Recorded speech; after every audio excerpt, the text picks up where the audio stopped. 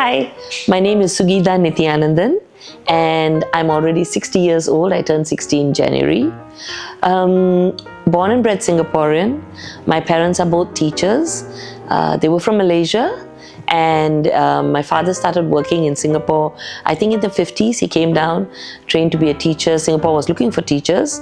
And then when they got married, my mother joined him. They lived in Johor, but when Singapore and Malaysia separated, they had to make a choice. And thank God they picked Singapore. So we moved over here. My dad used to teach in Gunning Sing Secondary School, I think in Cantonment as well. And interesting history because it'll come back to RJC days. So he taught in those schools and then eventually spoke in Naval Base Secondary. My mother moved to Singapore and started teaching in a primary school. She was teaching in Canberra School, which is where my sister and I went to school. So we grew up in Sembawang. Sembawang was a very, very interesting place to grow up in. It was a kampong. We had true blue kampong houses with, wooden houses on stilts. Right behind where we lived in Jalan Lekung, Sembawang, there was both an army facility there. I think it's still there. It's still there now. They've taken more space. But there was also a full-blown kampong with no roads. It's your pathways and grass and houses and leading to fish farms, and with ducks and things running around. And I went to school in Canberra School, where a lot of my friends lived in the vicinity. Some lived in the kampong. Growing up in Sembawang in those days, I never knew that Singapore was 70% or more Chinese. Because in our schools, Canberra School, Naval Base Secondary School, West Hill Primary School, we were all in one compound. It seemed like there were equal amounts of Chinese, Malay and Indian students. My recollection from primary school was every class had the same proportion of kids. And when you had second language, it wasn't like it was in secondary school and college, where the entire year all those who took Malay went to one class and all those who took Tamil went to one class, and the Chinese had in their own class. No, two classes combined to do mother tongue because there were that many students to make up each class.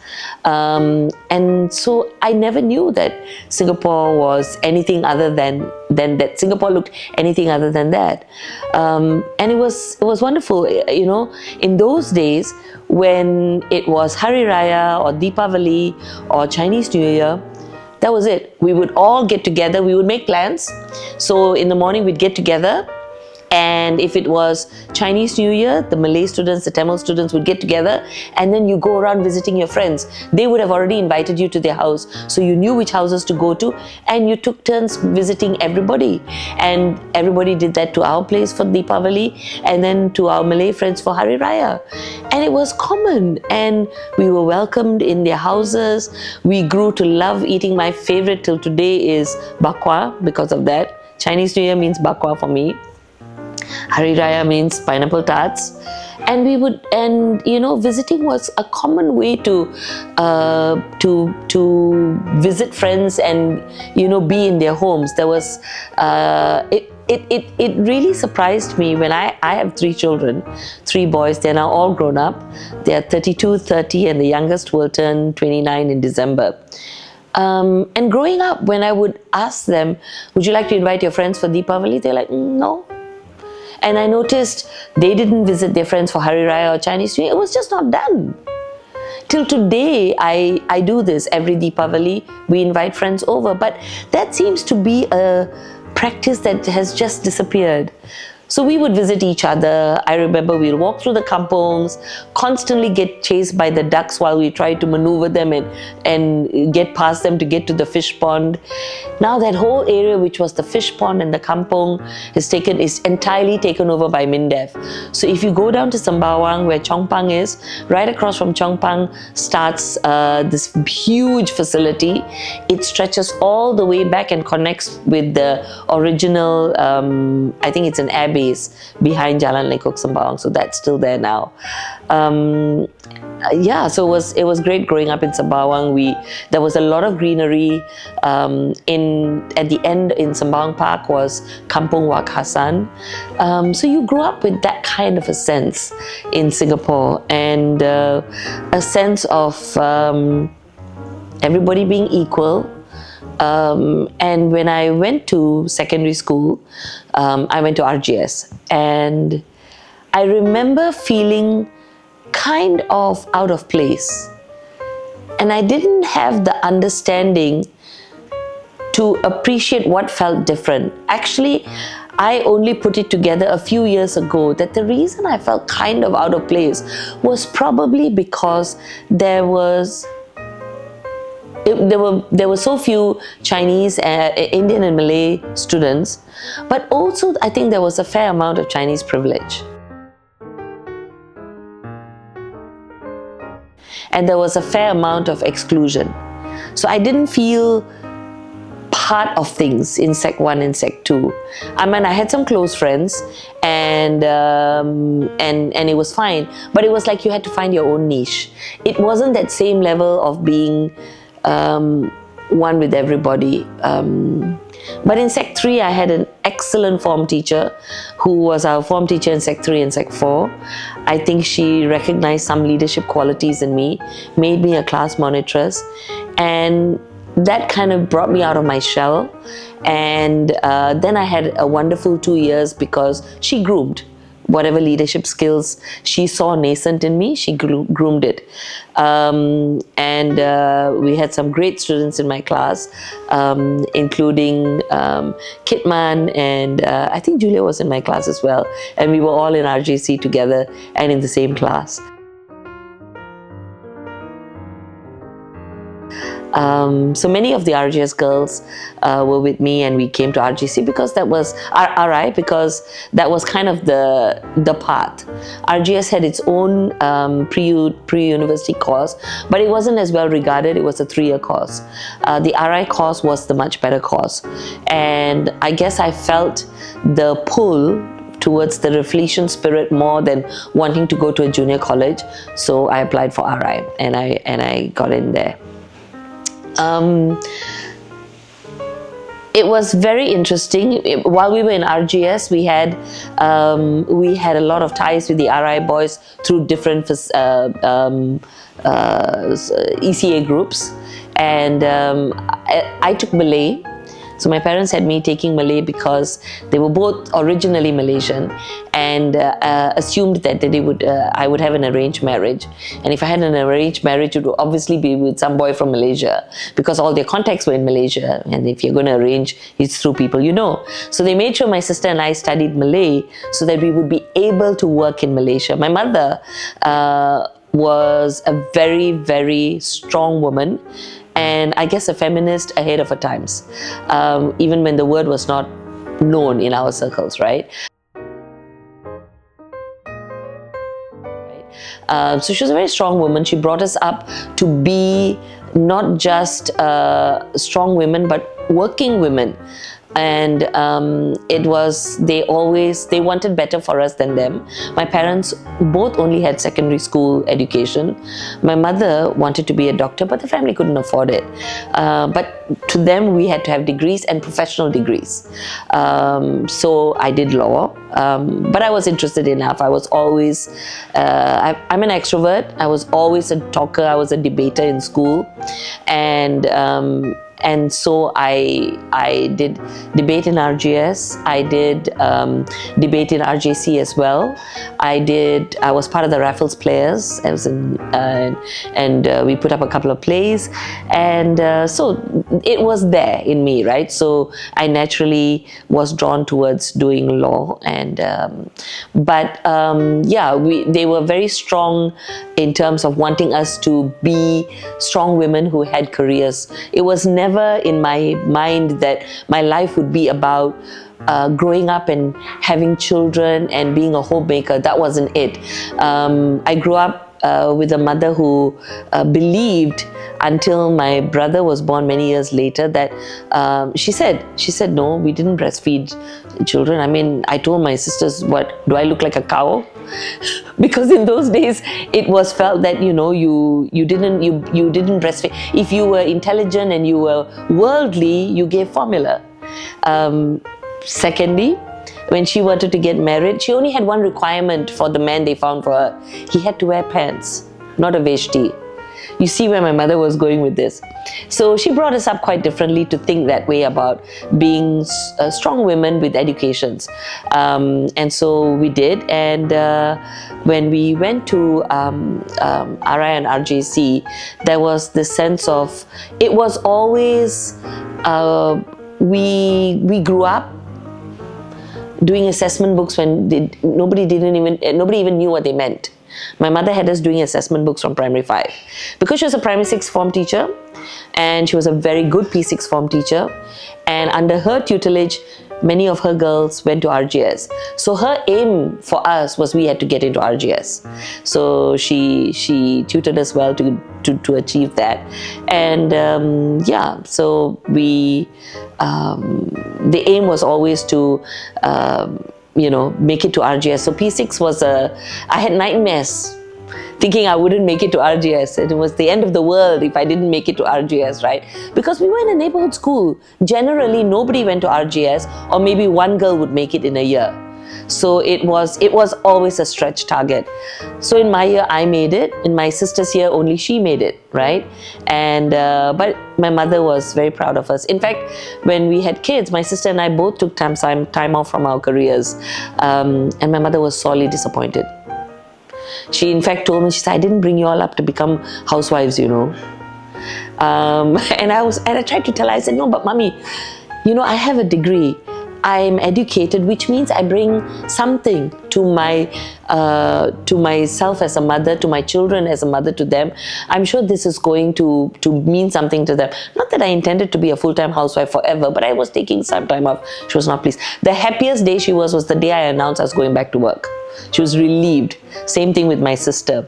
So we were brought up with a strong mother who had that view, and so I think that innate sense of who we were or who we should be was inculcated in us from very young.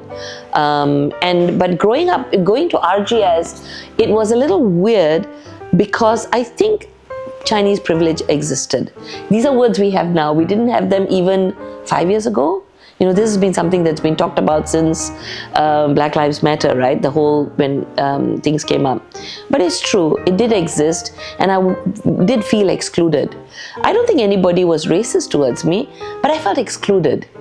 But like I said, I had a very good Sec 3 teacher who recognized something in me, gave me the opportunity to lead, and then I grew out of my shell. But I also, because I grew up with a very strong mother, and a very fierce mother, and I was a very naughty girl. So I also was scolded a lot, smacked a lot, and I didn't grow up with a very strong sense of self-confidence in me as a person outside of my abilities as a student. I had a very strong sense of my capabilities, of my intelligence that I had because I did well in primary school, and that builds, when you grow up in, actually there's something to be said for going for a neighborhood school. When you grow up in a smaller pond and you do well, you grow in a lot of confidence and you stretch and you reach higher. I had students who challenged me. So Wong Liang Chun was in my class, and he went to RI. He was the only boy who made it to RI. I hope he's coming for the reunion. So Liang Chun went to RI, I went to RGS, but we challenged each other to be better. But it grew my abilities in myself. So when I went to RGS, now it's a very big pond. Everybody is smart. So in my primary school, I was first every year, every semester. So when I went to first in class and first in standard, so then when you go to RGS and you're 13th in class, it's like, what the hell? what do you mean 13? This is not a number that makes any sense to me. So I worked really hard until, in Sec 1 and Sec 2, and then like 13 came down to 7, came down to 5, and I think the best I got was 3rd or something. But but I also then recognize that, look, these are all very smart girls. So if you're in the top 5 in this pool, you're doing well. So it was good. It taught you your place in life, right? So I had a huge confidence in my academic intelligence and my academic ability and in my intelligence. What I didn't have was self-confidence in myself as a person, because I was so naughty. I was scolded so much, and in those days, of course, you are indiscriminately whacked. So it really does beat a little bit of confidence out of you. And as much as my form teacher did help, I still didn't have that ability to believe in myself. And that's where RI comes in. So I came to RI, and as you know, RI, was it 2/3, 3/4 were boys, right? And majority RI boys. There were very few girls, right? And I made it first too. So I didn't do as well in my prelims. So but I still wanted to do RI. I still wanted RI more than I wanted science. So I got into RI and I went into the arts class. And I had a great time. On hindsight, I should have stayed in the arts class for just the fact that I enjoyed those subjects a lot more. But after my O-level results, I did much better. So I switched to science and I went into Science G, and where I did bio, chemistry and physics. Bad choice, hated physics, found bio a bore, only liked chemistry because, was it Morton was our chemistry teacher? He was excellent. I only loved GP, right? But I was stuck there already. So it was a class of, I think, about 8 girls and majority boys. But in this school, I made some friends who are very close till today. Very close as in inner circle. One of my closest friends, best friends, is Shireen Poor, who was in RJC from Marymount School. There were only 2 girls from Marymount, Shireen Poor and Kishanda Raghupati. They are my friends till today. Very close friends. Shireen is one of my best friends till today. Also in RJC, in my class, in my science, pre-U science age, there was a lot of boys in that class, and along comes, and it was the class with the rugby boys. So we prided ourselves for being the true rugby class, because we only had 3 of them, but they were key players: Lim Lianan, Tirat Singh, and Abir Barua, and they were, the captain, the scrum half. I don't know what position Tirat played, but I'm sure he was the most frightening man on the field. But Abir and I became good friends. Abir and Shireen were very close friends who taught me to believe that I was lovable as I am. That I didn't have to pretend to be somebody else or have a veneer. I had a veneer. I had an outer shell of how I presented myself to people in the way I thought I would be liked, right? I didn't dare let people see who I was inside, because I wouldn't be vulnerable, because I felt people wouldn't like me if they knew who I really was. Shireen was critical in peeling back those layers and actually telling me and assuring me she would like me whatever she saw. And slowly but surely, she got me to feel comfortable in my own skin and stop pretending to be somebody else. So the 2 years growing up in, especially RI, that first year, was a huge learning. And Abir, who was a true friend. And so we would spend hours talking, Abir, Shireen, me, and he too was very interested in getting to know who I was, right? So I had friends who got me to believe that I could be vulnerable. I didn't have to pretend to be somebody else, and people would still like me. And I think that's when I really became much more confident as a person and became much more whole who I really was, more authentic as a person. So RIRJC was a very big part of my life for that reason. And I made lifelong friends. Shireen Kishanda is still a very good friend. Abir, AB Jacob, Jayanti and I have a little group that meets up regularly. Every year we meet up at least a couple of times a year.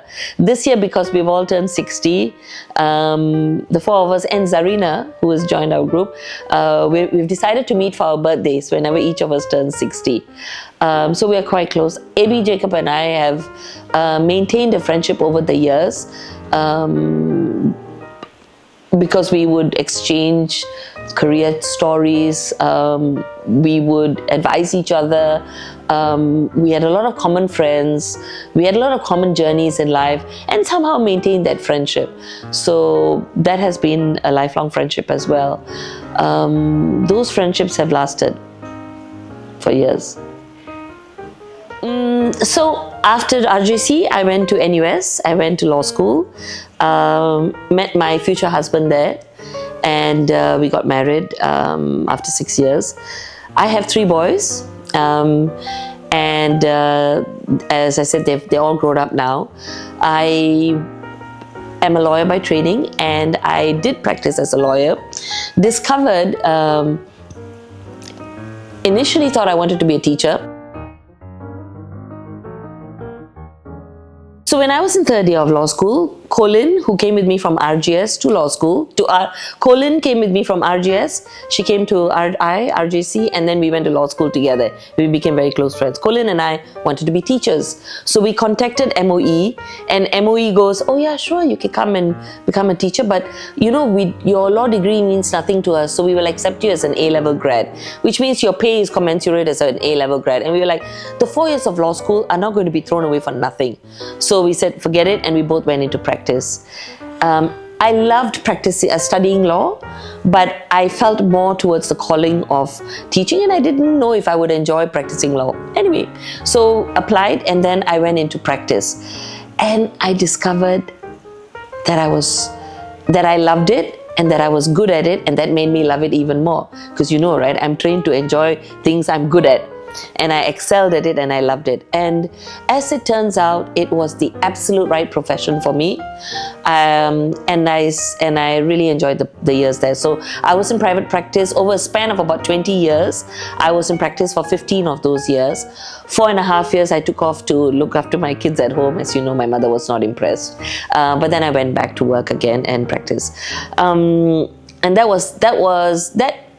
was a great career in terms of what I got to do, the people I got to meet, the younger people I got to mentor, the friendships I made. And I was also fortunate in working in probably the only gentlemanly law firm, I'm allowed to say this because I'm biased, in Singapore, which is Tan Raja and Chia. Those were the words of my lecturer in law school. That's a very gentlemanly law firm. So he approved. And have made many, many friends there and learned so much from them. And when I did, so my 3 sons, I have 3 sons, they all went to Victoria School, and I used to be asked to come back for, you know, career talks and things like that. So when I used to go back for career talks, and I was by this time already much more senior, my kids were secondary school, so I was already in my 25. I was already like in my 40s, so I had already mentored young pupils, interns, and I could see the very different way in which younger kids were thinking, right, and work-life balance and things like that. So when I went to these teacher career days, I used to tell them that, look, if you are coming, I would tell them what it was like to be a lawyer and the different kinds of law practice you could do, the kind of ways you could be a lawyer or use your law degree after graduating.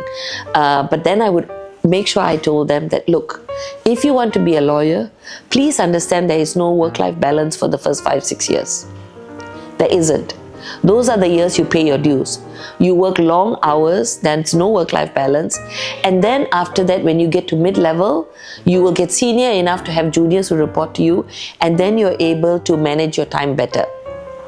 And they would look at me shocked, Because what I found was kids were coming in and expecting to knock off at 6 p.m. because they had to, they had a life. And that wasn't the work ethic we were brought up with.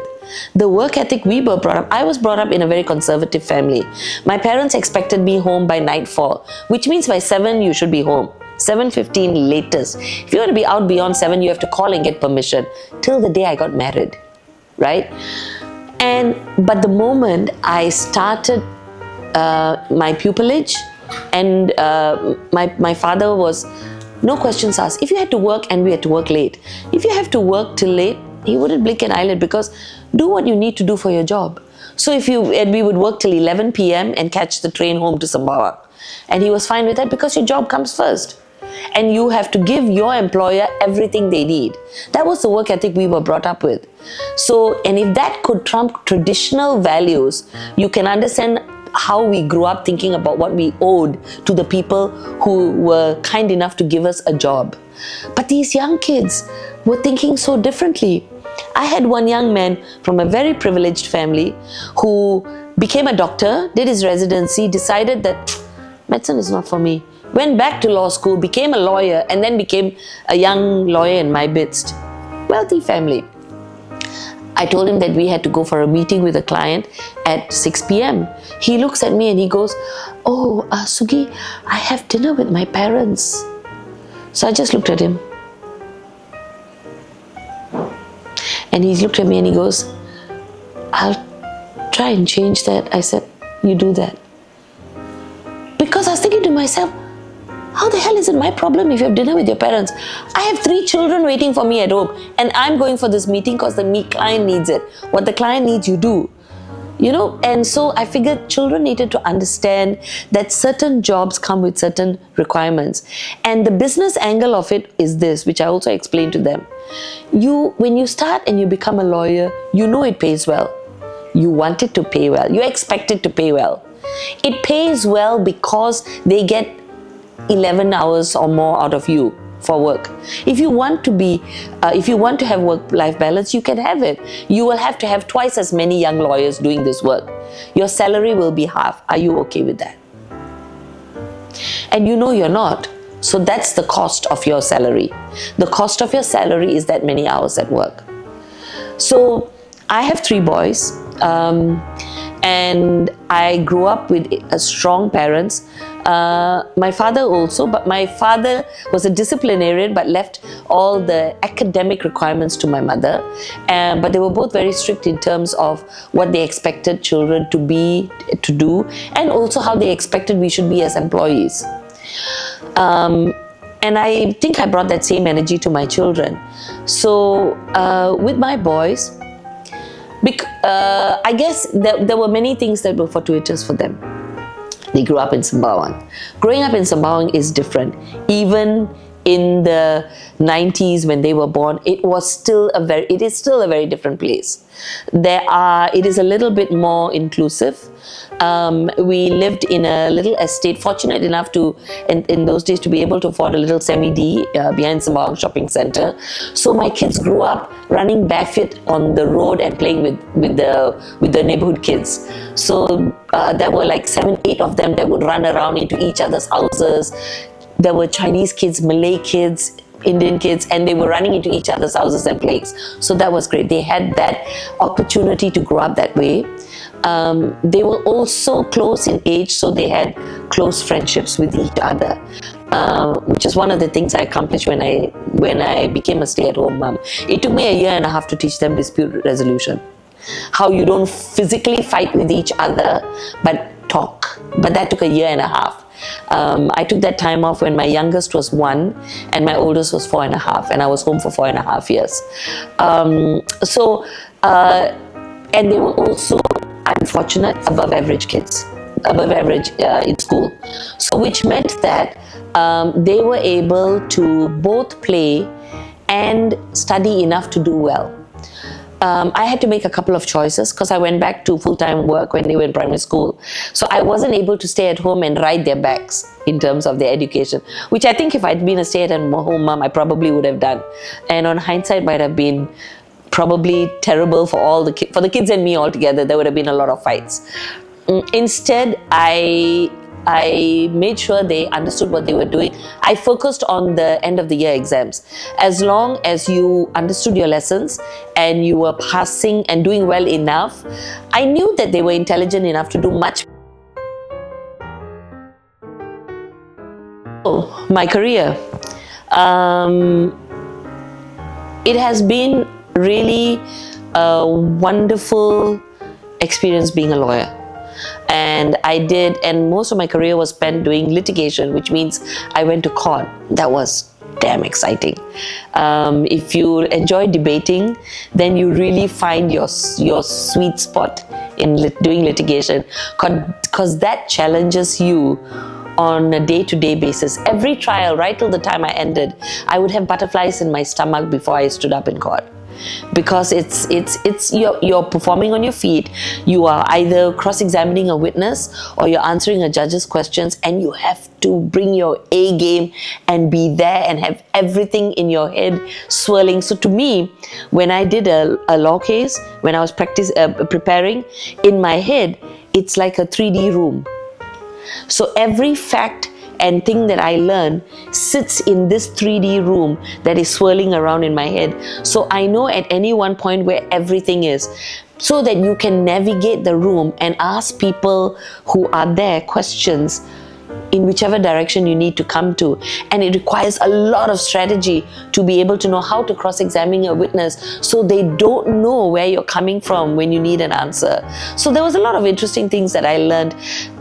Many of us actually have discussed after that actually the law is a great training for many careers, because it's not so much the subject matter of what you learn in law school. Law school teaches you how to think. And that thought process that you bring to any career is very, very effective. Those of us who studied it have found. But I loved practice. Clearly found the right calling. Then I went and joined a client in-house as a general counsel, and I was there for about 10 years. I worked in a completely new area I had no knowledge about. I'd done some corporate work for the same client in practice, but now I joined as a corporate counsel on a infrastructure project called the Lekki Port project. So guys, in our time, we know of Rotterdam Port. We remember we studied in secondary school, right? Wow, Rotterdam so big. And of course, Keppel, right? Singapore Port and all these ports. These were the main ports in the world. In our children's lifetime, Lekki Port will be another one of those ports, because it is the only deep sea port on the west coast of Africa. And it is the only stop for any ship coming from Europe or America and heading to South Africa. Because before that, the only other deep sea port is in South Africa. You have to traverse the entire length of Africa to get to that deep sea port. There were no other deep sea ports. Nigeria had an inland port that could only take ships of a certain size. So this was a deep sea port on the sea, and it is now called Lekki Port. It has been accepting ships since, I think, early this year, first quarter of this year. January or February was when the first ship called. So I worked on this Lekki Port project. It was an incredible learning experience, and I learned something completely new. And me, as you know, I love the academic challenge. I like the intellectual challenge. As much as I loved being a mother, stay-at-home mom, those were the most fulfilling years of my life because of what I managed to learn and do with my children. And the bonds I formed with them were strengthened from those days, those 4.5 years. But I lacked the intellectual challenge. So I absolutely loved getting back into practice. And the Lekki Port was great because I had to learn something very new, very fast. And I love that intellectual challenge, right? Learning how to do it. I had the skills, I just didn't know the subject matter. So I had to learn from a whole bunch of people. That was exciting to learn something new. But the other thing that was really great about it was, this was an international project. So we had English lawyers, we had Nigerian lawyers, we had Chinese lawyers because our contractors were from China. So I had to work with lawyers at the top of their game in London. and of course in Africa, in Nigeria and China as well. But of course you can imagine the London top law firm lawyers were at the top A game, and I had to work with them. And not only could I hold my own with them, there were things that I realized I was able to maneuver around them or get my way.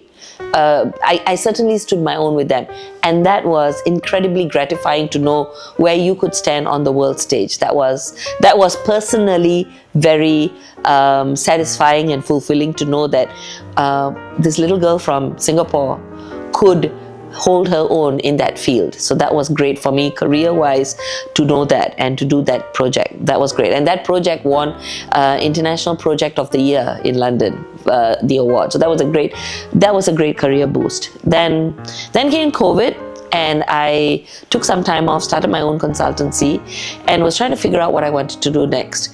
I went back to my first love. I did teaching at Republic Poly for a semester.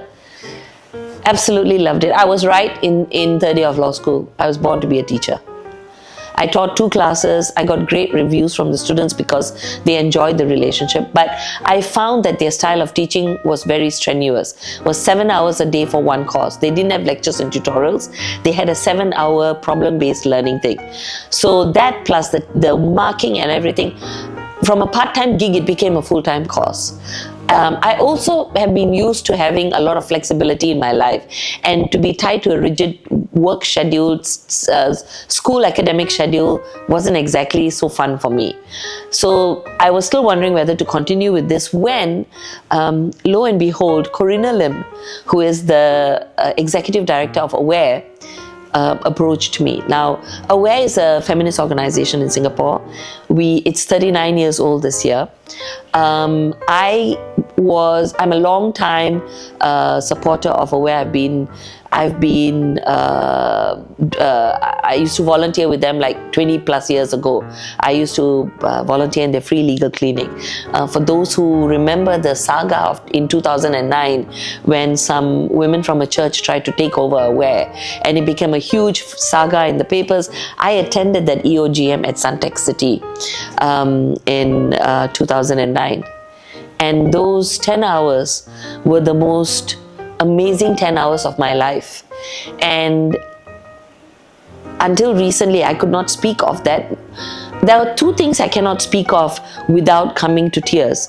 One is describing the school spirit I saw in VS, watching the team and the school surround these boys in the B division finals of soccer when they lost 9-1 to the sports school. 9-1 on AstroTurf, which they'd never played on. But the way the VS boys and the teachers all went around them and enveloped them and sang the school song for half an hour, 45 minutes, brought us to tears. And it's hard to speak about it without being brought to tears even now. The sports school kids and teachers and parents were just watching in awe, because the moment the game was over, the supporters all left. It was a job for them, you know. The other thing that I cannot speak of without nearing tears is the saga, because that was my first time watching civil society in action, ground up. And it was amazing. It was invigorating. It was wonderful to feel part of a crowd standing up for something and wresting back power from people who tried to take over an organization in a very poor fashion, with values completely at odds with the organization. It's fine to have your values, but if it's not at odds, if it's at odds with the organization, then start your own organization. Don't start them and try and change them. So that was life-changing for me. I became a member. I volunteered with them. I did the free legal clinics, and while I was in practice, when I joined my in-house counsel role, when I took that role, there was a lot of traveling, and I couldn't do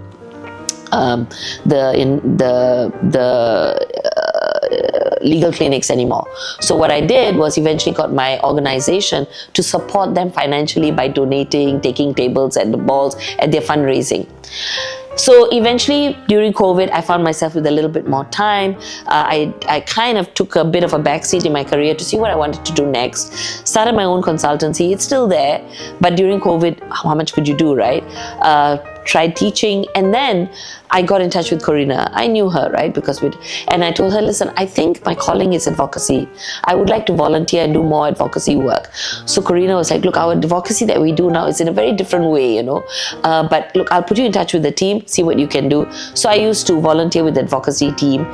And then the head of the advocacy group was leaving. She was leaving Singapore, and they had to find a replacement, and they wanted to find a Singaporean or PR replacement for the role. So Corina contacted me and asked me if I was interested. So we spoke. I was intrigued. I still wasn't sure if I wanted to give up my consultancy and do this full time. It took me more than a year to think about it, but in December year before last, 22 December, I finally told Corina, I'm ready to do this role. So March last year, I joined Aware, full-time as staff, initially in a different department, but then from April onwards, I've taken over the role of Director for the Advocacy, Research and Communications Department. My job is to oversee the research that we do, head the kind of advocacy work that we do, oversee the communications, both for the advocacy and other forms of communications, the community engagement, fundraising, etc. So that's what I do at Aware now. I earn probably like a third of what I earned at my last drawn pay. But I'm at a part of my life in my career where my children have grown up. I no longer have university fees to pay and things like that. And they are all, 2 of them are married, and they're all working. So I don't have those legal obligations. I don't have those financial obligations anymore. I'm at a place in my career where I can take a backseat and do something I feel passionate about and give back to society and make a difference. I felt that this was a job at which I could make a difference in Singapore and give back, because in a way I'm giving back with my time and willing to take such a cut, right, to do this job. So I've been doing that job now for about 15 months, and it's been, again, I find myself thrown into an area where I knew far little than I thought I knew. So it's been an absolutely steep learning curve, believing in equality is not enough. That doesn't make you a feminist. There is a lot more. If you want to lead the conversation, you have to know a lot more about it. So it's been a steep learning curve to learn all those things, to learn all the research that Aware has done and all the information that has been gathered, and come up to speed while also day to day doing the job. So that's what I'm doing now in this part of my career. So, Feminism 101. Men and women, if you understand what feminism means, you will actually realize that everyone would be a feminist, would want to be a feminist. Feminism now is like a bad word. And there's a book I read called Feminism is for Everybody. And that book explains how feminism in the US started and how it then eventually went into academics. So it's now sort of cloistered in that area, and it's talked about in that area, but it hasn't permeated into society so that people it hasn't grown up as a value that we should all understand. But actually, if you understand it, and that's what I want to do at Aware, to get people to understand what actually feminism is and why it's good for everybody, right? Because what is feminism? Feminism is nothing more than equality for all, right? And it's about understanding why there is no equality. And if you understand why there's no equality, first of all, recognizing the inequalities, understanding why it got there, then you will immediately see why feminists are asking for change. So for example, the fact that for decades and still now, have you heard of the gender pay gap? Why do they still talk about the gender pay gap? Because till today, there is still a difference between what men and women are being paid. Now, you and I know that in most careers, for example, I know in the legal profession, when we hire young lawyers, they're paid the same. Yes, it's true, they are paid the same. But what the gender pay gap means is that when you start tracking as a society, you will find that generally jobs where predominantly women work are generally more underpaid than jobs where predominantly men work. You will find that as people start progressing through their careers, men tend to get better increments, are paid more, whereas women there's something called the motherhood tax, right? And whereas when women become mothers, employers tend to see them as now people who will be torn between family and work, and so they think that they are going to be less, they assume they are less committed employees, and so career progression, increments, everything suffers. Interestingly, for fathers, it's a benefit. When they become family men, employers start seeing them as more responsible, as more committed to the job, needing to earn for the family. So they then tend to be valued more and they get better progression. But you can see that this may mean nothing between two individuals. People are forming these views of men and women, and this is affecting the kind of career progression that they have. In Singapore now, I'll give you some stats. I think we have university grads, it's about 51% women, 49% men. Okay? Look at all the top positions. Do you think it's equal? Do you think it's even 50-50? It's not. Women are fighting to even get a third of a place, of a position as CEOs, on boards. Never mind CEOs, on boards. We brag about our CEOs, but these are women who run their own businesses. But if you look at boards, we are nowhere near getting 30% yet. 30% is important because that's the tipping figure when women start having the kind of voice where they don't feel like a minority, where men start listening to their views as if it's not an unknown thing, it's a weird thing that you're hearing, or they discount it. Stat boards are the only place where Singapore Civil Service has conscientiously attempted to do this. They have more leaders, and that's reaching 30%. They are about 30% now, or 31 or something. But you don't have them in leadership roles. Look at our MPs, look at our ministers. Do you really think, all of us went to school together, do you really think that the boys were so superior? And you know the answer is no. We were all equally capable. We all did equally capably well in school. Why do you think we don't have as many women ministers as we have men ministers, male ministers? Why have we never had a woman prime minister? Why? It's not just Singapore, it's everywhere in the world. Why? If you see these stats, then let's look at another one. So I've talked to you about career progression. I've talked to you about pay. Let's look at the home. Do you think we enjoy sweeping and cleaning bathrooms and looking after children? We love our children, but many of these things are chores, right? Do you think we enjoy cooking or want to do these things? If you enjoy it, it's different. Then it's a choice. But for household responsibility till today primarily falls on women in Singapore and in many societies. But let's just focus on Singapore. Why is that the case? That's a cultural requirement. Now think about it. Do you not think that affects how tired a woman feels? If she feels obliged to do it, how she feels torn between family and work? Who then therefore starts feeling she should give up her career and maybe take a part-time role or a back seat while she gives this? I think if a woman chooses to do that because she wants to, that's fine. But if it's because society has conditioned her to believe subconsciously that's her role or her obligation, and she's not really meeting all her obligations, so something has to give, then we have a problem. Because if we are all equally capable and we are all equally ambitious as we were in school, then why does caregiving become a woman's burden?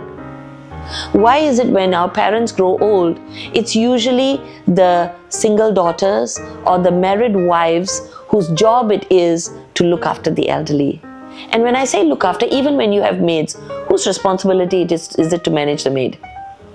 To handle when the groceries are done, to handle the chores that the maid does, how the children are taken to school and blah, blah. All these things fall on the woman.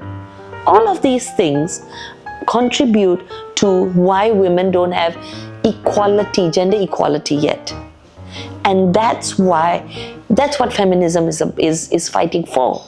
It's fighting for equality for everyone. These things happen because, centuries ago, it was a very much male-dominated society. You have to go back into history, those things, I'm not going to go there. But it developed where men ran societies. And when men ran societies, they created structures, and everything happened in a way in which it helped them to progress.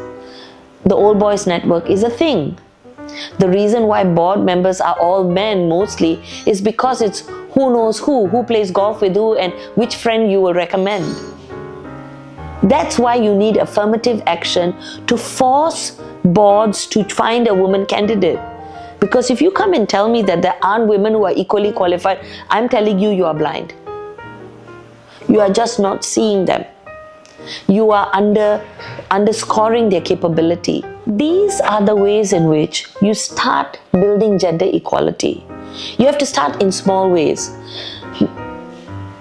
Patriarchy, I say again, is not about men, but it's about how male-driven, male-led societies developed a series of thought processes, worldviews, structures in position called the patriarchy, which benefit and help men to progress more than women. Patriarchy, the problem is not just men, it's women too. It's the women who tell boys, they're just being boys. It's the one who tell girls, go and make tea for your brother. It's the women who tell girls, no, you are not cooking for your husband, you need to cook for him as well, Are you looking after your children? Why, you work so late, it's things like this. Women are also, there are women, and many of our mothers and grandmothers' generations, who imbibe these views, who have perpetuated patriarchal norms, have made things difficult for women. So I say again, it's not just men. Men and women who have bought into these norms believe that it is normal to do things these ways, right? Yes, cultural elements are there. But I would also ask us to examine what we mean by cultural elements. Why do we think that Asian culture means women are cut out more to cook? Really? I don't cook. Indira Gandhi was a prime minister. What makes you think women cannot do these things? Cultural norms grew from patriarchal norms. They shaped the kind of cultural norms we have. But these Asian values, Asian norms were also all shaped by patriarchal norms. Now, the Western countries threw off these shackles earlier. If you look at their cultural norms in the 50s, women were told to dress up and be beautiful when your husband comes home, and with makeup on and the food ready, and please don't tell him about your day at work, because he's too stressed after a day at work. You need to be listening to him, get him a drink when he comes home, settle him down, hear what his day was like. This is what white women in 50s America were told, right? It's not different from the kind of cultural norms we grew up with. So that's what, by way of saying, it's not cultural so much as patriarchy that has influenced the kind of cultural norms we have. But you have all got wives, mothers, sisters, daughters. Do you want your daughters to feel they don't have as many opportunities, that they're equally qualified, but generally they have to work harder to be heard in a meeting, to gain an advantage? I'll give you simple examples. In my previous job, my boss, who was a man, would, and there was a younger guy leading a different department. But because he was a guy, if he said something, so we were at loggerheads over something, he would come and try and get me to back down, because he thought as a woman I would back down easier. Not because of anything else, because that guy was aggressive and firm, and I would stand my ground, but he would seem to think that he would come and ask of me things he wouldn't dream of asking that guy to do. Right? I had one senior member, not in my team, in a different department, who had the unmitigated audacity to call me doll. I snapped at him midstream in an argument with him and told him off for calling me a doll. He thought it was funny, right? Till today, in so many organizations, women still struggle to be heard and to be given the same level of understanding. If we are firm, you are seen as, oh, she's damn aggressive, right? But men are seen to be strong. The subtle things you work against as a woman trying to get a job, because you become a mother, you're trying to get pregnant, the fear that you are not going to be taken seriously. So these are the patriarchal norms and thinking that have influenced the way careers develop and people work. That's what feminism is about.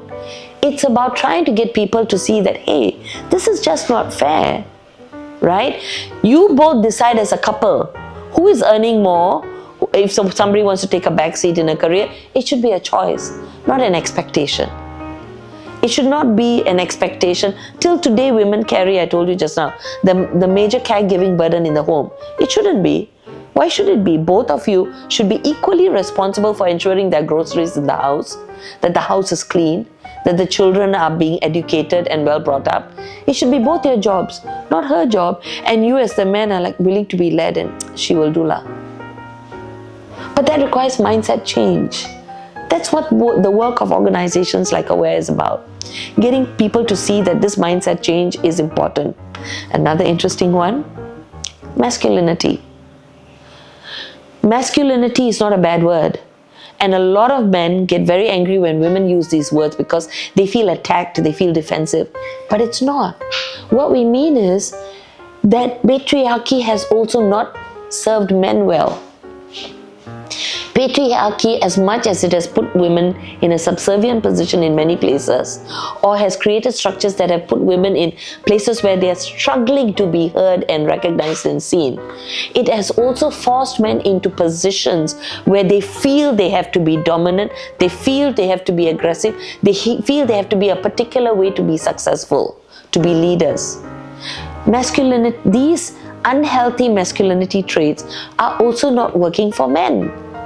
Even in the research has been done that shows that even amongst men, there are top dogs and there are those who are suffering because of these patriarchal norms. Because these masculinities are taught in a way that the boys who are gentler, the boys who want different things in life, the boys who think who have different interests, are made to feel lesser than, are sometimes bullied, who are made to feel like they need to man up, as opposed to being valued for the human being that they are. So masculinities are not serving men either. The ideas about femininity are not serving women, and the ideas about masculinities are not serving men. So actually at AWARE, we're going to start a big piece of research next year to examine this. And we want to do this with men, because we need to also solve this problem. You have to solve the problem for both. You can't solve equality without solving the problem for both genders.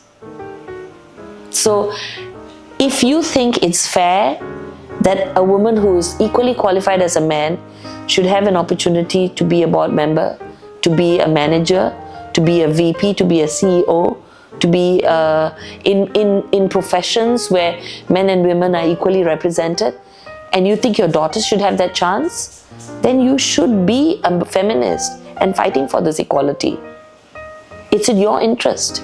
If you think your son, who may be interested in being a dancer, who may be interested in being a writer, or who is not interested in being an army general or a CEO, but who is interested in music, maybe he's gay, maybe he's straight, whatever, but he has a softer nature, he is a more sensitive soul, that he shouldn't be bullied, that people shouldn't bully and talk down to him because of that. If you think that, then you're a feminist. And you should be a feminist. Right? And that's what we're trying to get at. Feminism is not a bad word. Feminism is for everybody. So now I'm 60. I feel very blessed, I'm aware I've had a privileged life. I grew up in a middle income family. Not even upper middle income family, right? My parents were teachers. They were very fortunate. I think it was Go King Swee who really improved the lot of teachers and improved their salaries somewhere along the way, and then things got better. But I do remember hard times when it was very much month-to-month survival. But training as a lawyer obviously enabled me to earn and give my children a different life. So I look back and I do understand I have lived, I've been able to live a fairly privileged life. But more than that, I feel very blessed. So when I had my birthday party this year, so I'm an extrovert, right? So what I did was I threw myself 2 parties. So I've had a first party, just my girlfriends. And a second party with all the other friends, some of the girlfriends as well, but including my ex-husband, my children, lots of couple friends and everything. So we had 2 big parties, and I wanted to host it in this house because one of the great things is that I was able to get this house and renovate it. The first time I renovated a house to my liking, right? And so I've now lived here now for 2.5 years. And coming to 2 years, and it felt wonderful, and I wanted to celebrate it here. And when I was talking and I made speeches at both of them, I realized how blessed I am. I'm very, very blessed. Apart from the privilege, I'm very blessed for the love I have in my life. That if I could fill a house twice full of people who all loved me, that's a true blessing. So I'm very privileged and very blessed that way. I'm turning 60 was interesting because, when I turned 50, so I love my friends, I love parties, I love to talk, I love to entertain. I used to entertain with my ex-husband, and I used to entertain a lot. I've continued to entertain after that as well. So I love having people and hosting them. I did big parties for my 40th, for my 50th, and now my 60th. And what I recognized when I turned 50 was, it's the first time when you turn 50, it's the first time you realize, hey, we're really getting old. But you kind of pause at the word old because it doesn't quite feel right. We were just 49, which didn't feel old, but 50 seems like an old number, so it kind of feels old, but it doesn't feel real, right? But then you spend your decade being in your 50s and you realize that you have moved into a new area of life, which, if for those who are working, you realize what that really means in terms of where you've arrived in your life, in your career, in if you have children, what that means in terms of your relationships and how old they are and where you are, right? But turning 60 was different. I think what I realized when I turned 60 was I didn't give a fuck anymore.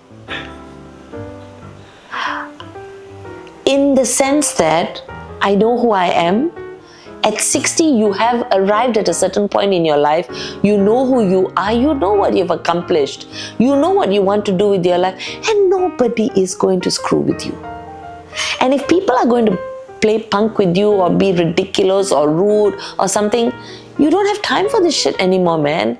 After 60 years, I know who I am, I know who you are. I'm going to put you in your place. I'm moving on with my life. I don't have to make a song and dance about it, but I do not have time for shit anymore. That's what I realized when I turned 60. I don't have time for shit anymore.